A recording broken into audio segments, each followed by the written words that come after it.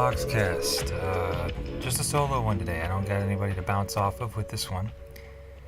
But these are sort of my loose, open-ended thoughts on the new Gorillaz album, Humanz. So I will jump right into my initial thoughts and say I liked it. I really do enjoy it. I think it's a solid album. It has a lot of variety. Has a lot of very talented people on it. Has some amazing singing. I'll go track by track and I'll list out some of my favorites. I don't think I'll give it a number score just because I hate doing that shit. But overall, I think there's more great tracks than poor tracks. And as usual, these are my own thoughts and opinions. You can disagree. That is totally fine. I know most people probably wouldn't agree with my favorite song of the album. Just based off of how it is. So I have the deluxe edition. I don't know what the standard edition is. I wanted to get the full raw experience of Humanz. So I bought the whole thing. And I don't know if it was just like I got the interludes and intros. I hope I didn't spend an extra $3 for that, but whatever. I think that's really the only big criticism I have is the interludes. I don't know what they're trying to. Some of them are funny, like the non-conformist oath is just a funny little joke. It's not exactly original. Like I've heard that joke before, but it's a joke, I guess. Ha ha ha. Elevator going up, like what the fuck is this 4-second track? What are they doing? Why Damon Albarn? Why? Talk radio. I think my favorite interlude is the New World because it actually sounds like a full fucking song. As weird as it is, I don't mind weird. And maybe the Elephant. But yeah, I guess that's my mini review on the interludes. They're not that good, and they don't really do much to push a narrative. At least from what I've been able to tell, there's probably going to be like much smarter people than me being like, oh no man, there's like this idea and there's like these vignettes that these songs set up. I don't really see it. I know there's an overall theme with this album, and I definitely hear the overall theme and the overall like political nature of it. I'm not going to go too hardcore into lyrics. Because while I am a lyrical person and I do enjoy lyrics, I need to listen to an album for weeks before I can truly appreciate the lyrical quality. Besides, a few spare tracks, like the first track I've pretty much gotten down in understanding what that's saying. Hallelujah Money, just because that song's been around longer, so I kind of get what's going on there.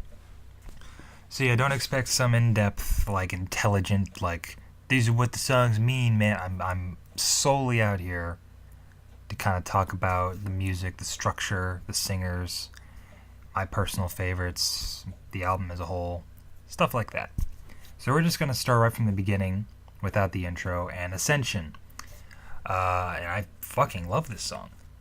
I think Vince Staples does a fantastic job on the album. His lyrics are biting. His delivery is excellent. And it has this really like dancey sort of end of the world, best get it all out now, best dance now before the world ends sort of thing. So super good song. I especially, my favorite part of that song is kind of towards the ending, where it kind of has that break where it's like, he says wipe my ass with the flag, and then kind of just the everything kind of just stops so he can kind of flow for a bit, and then it comes right back in with like this screech, and I love it. It's like it amps me up. I mean, the whole song kind of does, but that moment especially is just this adrenaline like shot to the fucking arm. It's like it's a really great way to kind of sorta end the song. A really great way of starting. And then we go into Strobe Light, which, my god, Peven Everett, I'm not quite sure how to pronounce that name, but my goodness, what a voice this guy has. Very, I want to say Bobby Womack, rest in peace, esque, not as sort of raspy or waily, but still fantastic to listen to. and the hook is infectious as well. Yeah, another really great track. And then we go into Saturn's Bars with Popcorn. Popcorn. I know that's probably a play on popcorn, but I don't know. Jamaican sort of deliveries and accents in songs are always kind of tough for me because I've never necessarily, and I don't think it's bad or anything. I don't think it's a bad accent, but it's always tough for me. But I kind of enjoy it on Saturn's Bars to a degree. I remember hearing this track when it first came out. It was the one with the video and the 360 nonsense, and I don't know. I was worried when I heard this song. I was worried. I was like, I don't know. This isn't really hitting me. It's not terrible. It's an interesting listen, and I enjoy it. But it isn't the strongest song for me. Moments, on the other hand, totally is. De La Soul, fantastic job, and it really has this kind of this. Oh, I don't want to say the word tribal because that people will take that as racist, but I mean it purely as just like this. I think primal is a better word. Maybe that's not even a good word. Everything's racist, whatever. It really is this. It is a great pump up kind of song. A lot of the songs are really like upbeat, and I can say that's one of my favorite aspects of it is how upbeat and kind of like and kind of fun it is, despite the subject matter being kind of grim and being dark. I think that's the best part. And Gorillaz have always been able to do that, I think, to the best of their ability. Like, Demon Days had a lot of that as well. BM Moments has, like... It's so hard to describe music. I don't know how reviewers do it. This is probably going to be a terrible video, and I apologize if you stumbled upon this, but... Yeah, I enjoy Moments, I guess, is what I'm getting at. And then there's the interlude. And then Submission. Yeah, Submission is pretty good. I just had to take a quick listen to it again. Kalela has a fantastic voice, really nice to listen to. For me, I can kind of be divisive on my female vocalists. It can be really hit or miss. Like the track Charger is a little bit tougher for me because I don't particularly like Grace Jones's voice. But Submission works. And Danny Brown, goddamn. It just Danny Brown's voice on this track. I don't know about the rest of his body of work. I've listened to literally like none of these people except off this track, except off this album. I'll have to change that with a few of these people because they are fantastic, especially like Pevin Everett. Like, oh my god, that voice is something I need more of in my life. But Danny Brown just teeters on that edge of really annoying, but he doesn't quite top over there, and he's got a really nice flow. He keeps up real good, and it fits kind of the bounciness of the song. It just clashes so much with Kalela's kind of like smooth, like sort of heavenly sort of vocals, and then you go into Danny Brown sort of smashing in with his kind of singing. So I really like Submission in that way. It was a little bit like, I don't know, but after a few listens, yeah, it kind of won me over. Charger, I don't know. I want to say I like it. Like, there's a lot of Tootie in Charger, and I do love Damon Albarn's voice. I'm going to be going into a little bit more of what I think of his voice on this album after I'm all done with all these, because I have sort of an unpopular thought, maybe you've thought people might not agree with, but I don't want to go into it quite yet. I want to kind of go through the set list first. But Charger didn't really grab me. It still doesn't really grab me. It's okay. It's a decent track, but it's... But then we go into Andromeda, which is a fantastic track. Damon Albarn, Tootie, whatever you want to refer to him as, focused on the vocals, amazing delivery, some really abstract vocals. I've heard that those vocals were sort of improvised, and he was going to scrap them at first and try to figure out something a little bit more meaningful. But he just couldn't do it, so he just kept the original vocals and lyrics instead, and that's how we got Andromeda, and it's goddamn gorgeous. I especially love the kind of latter part when the voices like saying Andromeda just kind of start lapping over each other into this big old chorus, and it just sounds really nice, and the hook is really good. I think Andromeda is kind of where Damon Albarn's voice really kind of goes into the foreground, and it sounds the best on Andromeda. Busted in Blue, which is the next track, is another one where he sounds really good. This one is completely Damon Albarn. I've been hearing people saying this is their favorite track on the album because of that. I'll get into that in a second. Busted in Blue is definitely a great track, and I love it. It's very somber, very calm, very kind of quiet, very sad track, but it's very good.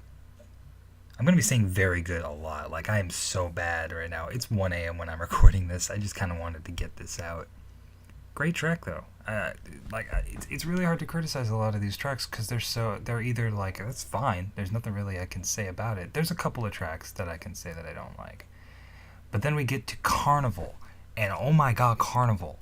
I love this track so much. This is probably one of my favorite songs from this year is Carnival. And I know a lot of people are going to either roll their eyes and be like, what the fuck, Carnival? And I'm like, yeah, I really like this song. Anthony Hamilton's voice is incredible.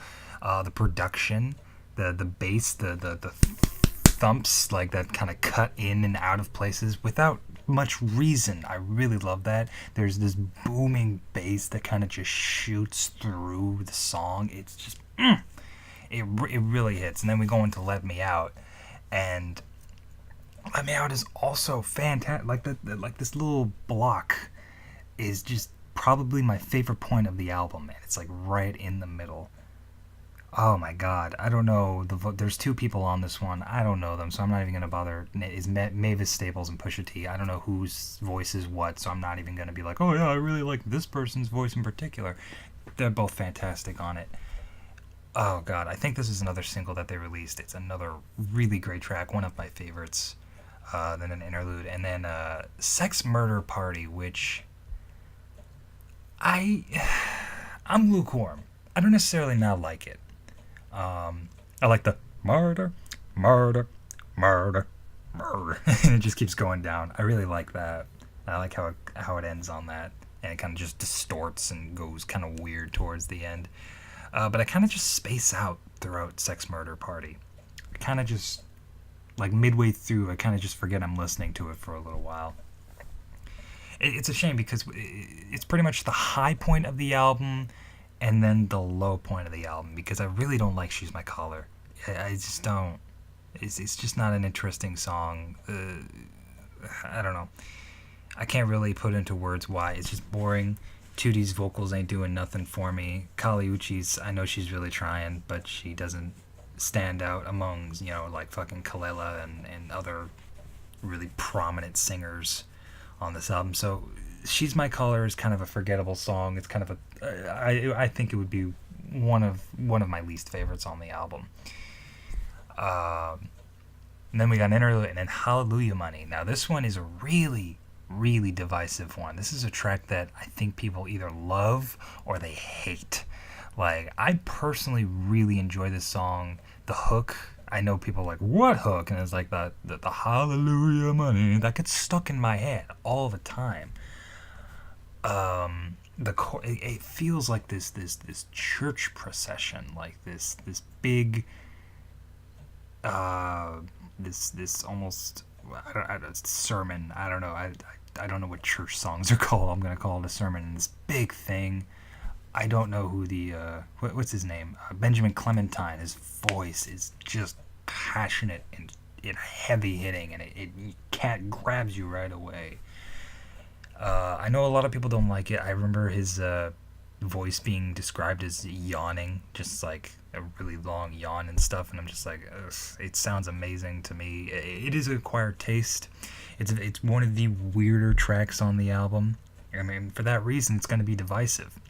I like how they tried a song like this. I like how it wasn't all straightforward bangers. I really like these kind of weird, abstract, sort of out-of-the-box sort of things, and it deals with this really big message of money, and I think money and politics, or at the very least money being this thing that's controlling things in our system, in our world, in our government, and pow, as Benjamin would say. So yeah, I really love Hallelujah Money. I wouldn't call it a favorite track, but I really like it.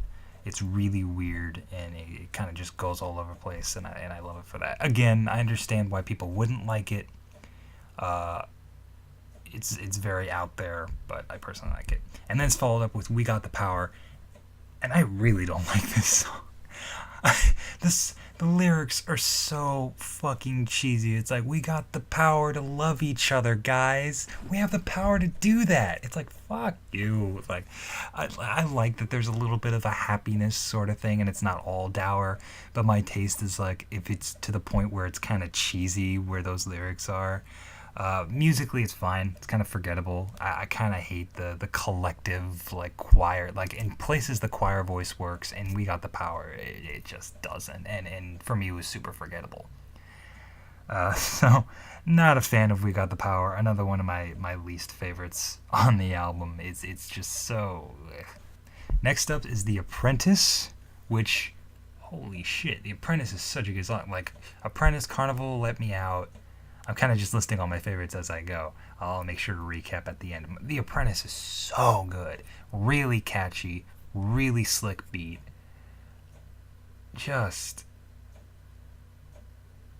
man, it is hard. It is hard to describe music and why I enjoy it. The vocals, again, there's 3 different people credited on this one. Rag and Bone Man, Zebra Cats, and Ray B.O.K. Black, however it's supposed to be pronounced. I don't know who's who. I don't know who's singing what, so I'm not gonna give credit to one and another. But man, they just have such slick voices and they work so well, and it's so well produced, and it's got kind of this electro poppy, just like kind of fun way of going about it. Really great track.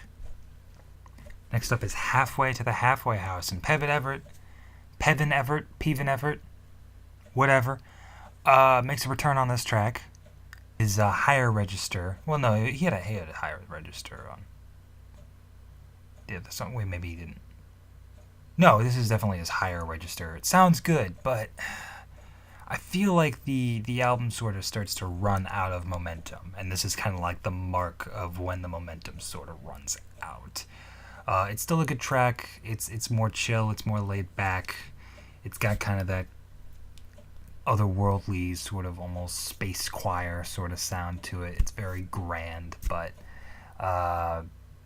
yeah, it just doesn't hit as hard as many of the other tracks. It doesn't annoy me like We Got the Power or She's My Color, but it's definitely very meh.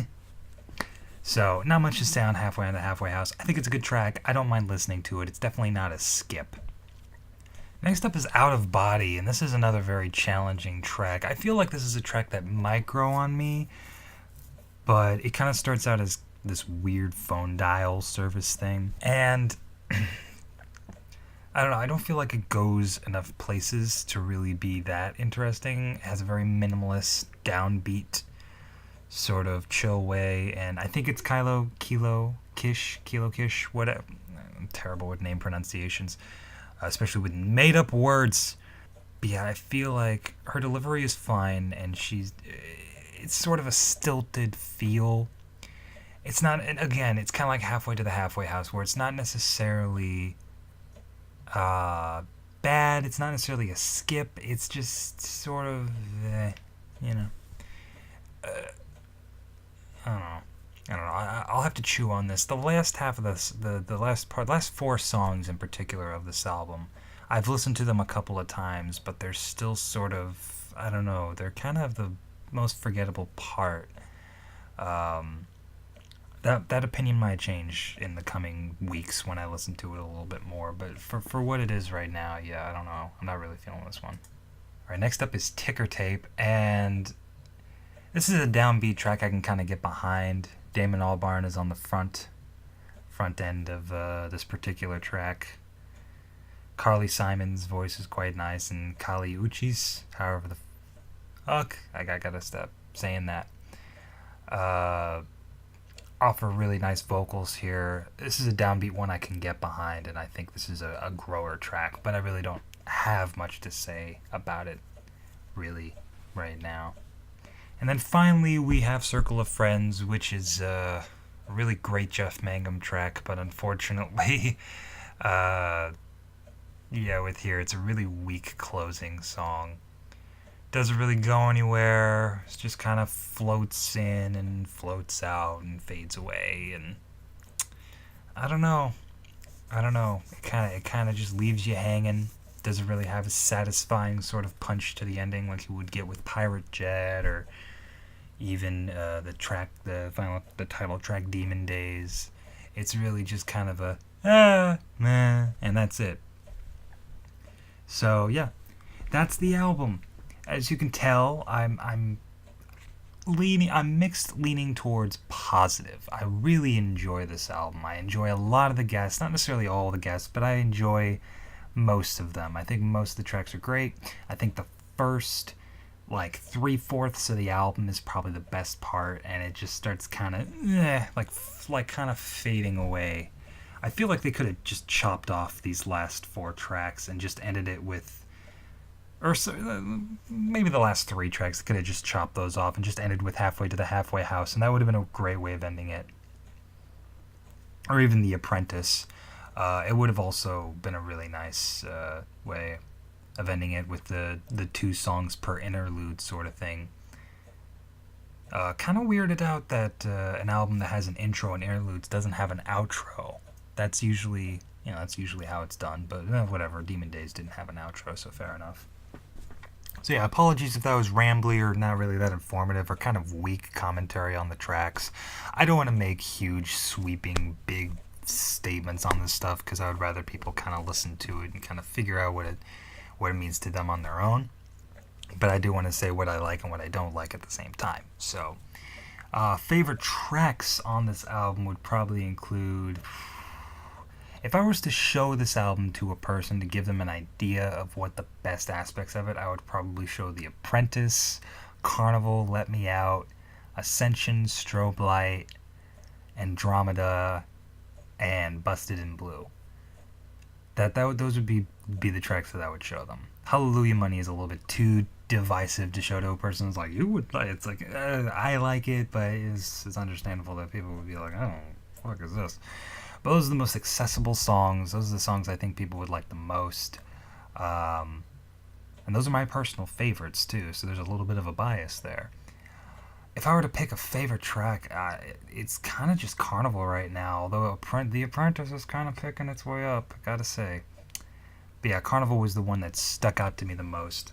Again, that's probably going to be very weird to people. But yeah. So, as an aside, that's basically the review. I'm not going to give it a number score because fuck that. I like it. I'm on the side of liking. I don't love it. I'm close to loving it. But I'm not quite there. I'm kind of on the side of I really like it. And I'm not disappointed. I gotta say that. This is definitely not a disappointment album. This is definitely not an album that I listened to and went, oh, that wasn't as good as I was hoping. I got it. I avoided a lot of the album. I avoided a lot of the singles besides Saturn's Bars. So I didn't really know what to expect from it, but I got pretty much what I wanted. I wanted an album with some energy, with some upbeat, with some punchiness. We're kind of in this point of pop music that's kind of dour and dreary, so I'm glad we're getting a lot more like energy. Like we got the Kendrick Lamar album that was a little bit more downbeat and downplay, but it still had some really hitting stuff. And then we got this, which is great. I'm glad to have some energy back into the music scene, to the pop scene, because this is probably trending and got tracks all over the place. One last thing I'd like to say. There's a lot of criticism floating around, and of course you're not going to make everybody happy no matter what. But it's kind of in regards to Damon Albarn, 2D, however you want to fucking... I know it's a meme to be like, who's Damon Albarn? But whatever, I get it, it's funny. But a lot of people just wanted more of his voice, even though he's all over this track. People were really disappointed that it was just a bunch of guests, and I was like, are we listening to the same band? Gorillaz has always been about the guests, and people would be like, oh, but there are only like 7 guests on Demon Days, and it's like, ugh. It's really hard. And I think the reason is not because Damon wasn't on the album enough, was because the stuff he contributed was very, very weak. You have to notice, with the exception of Andromeda and Busted in Blue, Damon's participation is so flat and muted and almost monotone and just like very, very kind of like compare a track like Kids with Guns or even Feel Good Inc., where he has a lot of like range and he's bringing a lot to it and going all over the place. Wow, was something like, I don't know, even Let Me Out, as good of a track that is. He kind of just da da da da da da da da da da da da. You know, it's very like, I don't know. Maybe it's a hollow criticism, and it's exactly the same. And what are you talking about? It's just fine. But it really does feel to me, in comparison with his older works, that he played it really, really sort of downplayed. You know what I mean? Just I don't know. That it just definitely came off like that.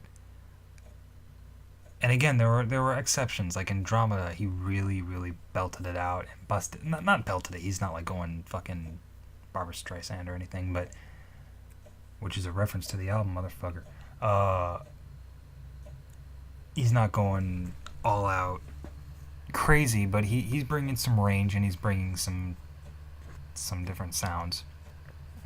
And Busted in Blue, while it is a very downplayed song, he still has enough variety there to keep me interested.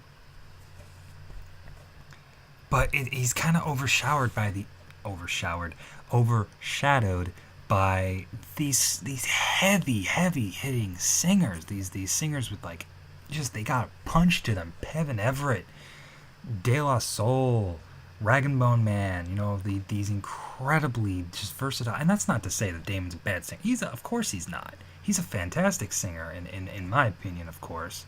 He's not the greatest singer alive or anything, but he has a very distinct sound that I just think he did not bring to this album. And I think that's my harshest criticism, is that, you know, for a Gorillaz album, one of the biggest aspect of the Gorillaz really isn't bringing everything he could to the table. And I think that's why a lot of people are disappointed with the album. It's not because there's a lack of Damon, 2D. It's that when he's there, he doesn't really stand out. He's kind of just there. I think that's what people are noticing more, but they're just going to come to the conclusion that, oh, he wasn't on the album enough, it was just mostly guests. And it's like, he was still on a bunch of tracks. He's just holding back for whatever reason. So yeah, that's the biggest thing. People are complaining about a lack of guitars. I don't give a shit. Music is music. It doesn't matter what instruments you use. It'll sound good no matter if you use a computer or a fucking acoustic guitar. It does not matter. Yeah, I think those are my biggest thoughts on the album. That's all I really gotta say. I wish I could play Gorillaz music to play me out, but I don't want my podcast to be muted or blocked in 20 billion countries. So here's something completely unrelated to fade out. Thanks for watching, I guess. Bye. What listening? There's nothing really to watch. It's just a static. Bye.